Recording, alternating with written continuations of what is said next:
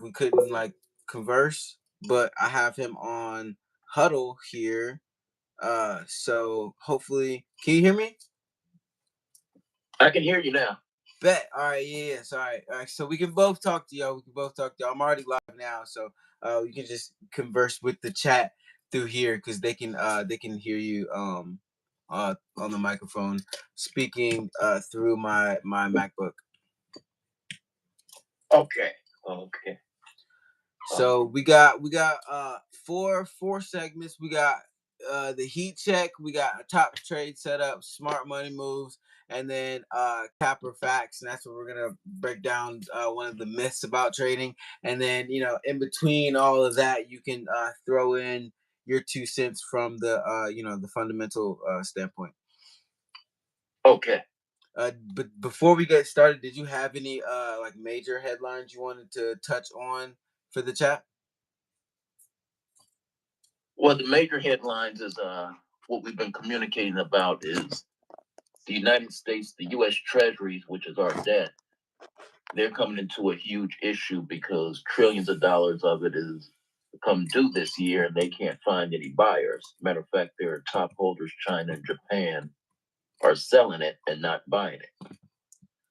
So, long story short, it looks like what they're going to do is take away the bank regulations, where now the banks can start heavily buying bonds without any capital requirements because it looks like they have to get someone to buy it. Yeah, that's gonna fuel the bubble to just get bigger, though, is it not? That's definite. And you just took the words right out of my mouth because when they do that, that's going to fuel more government spending, which will only increase inflation. That's going to increase the deficit Yeah. and increase inflation. And we all know when inflation increases, they're going to have to increase interest rates to cool it off anyway. Yeah. So we're in a bind and we're not doing much, but kind of just staying in it. It seems. And then when they raise interest rates, Federal Reserve raise interest rates, that means the value of all these bonds that the banks would have bought and already have in their books is only going to decrease in value. So our banks are so okay. So what I've been feeling in my because I haven't been diving as deep into the headlines as you do because that's more of your expertise. I'm more of on the numbers of it all. I've been feeling that it within between now and October that there's a possible bank run on the table. How do you feel about that?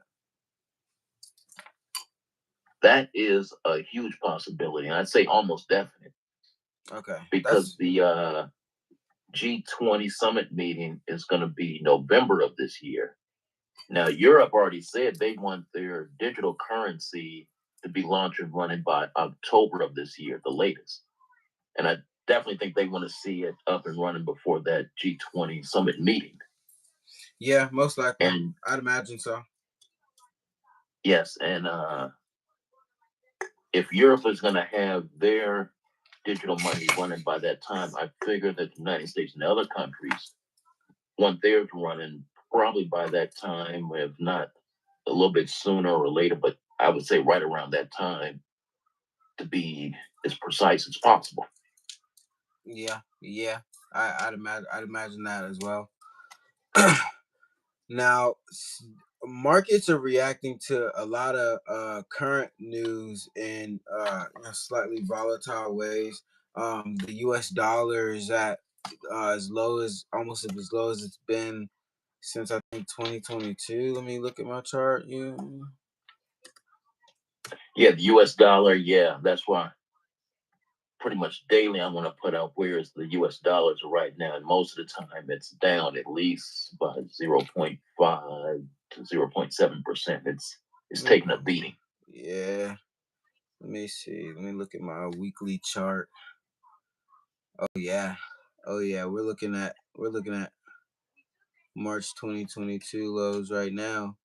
Um, if I can, let me go ahead and I didn't actually have the very last low marked off on my chart. Now I do, so I can see where that gets broken at. Um, yeah, that 90. 97, 680.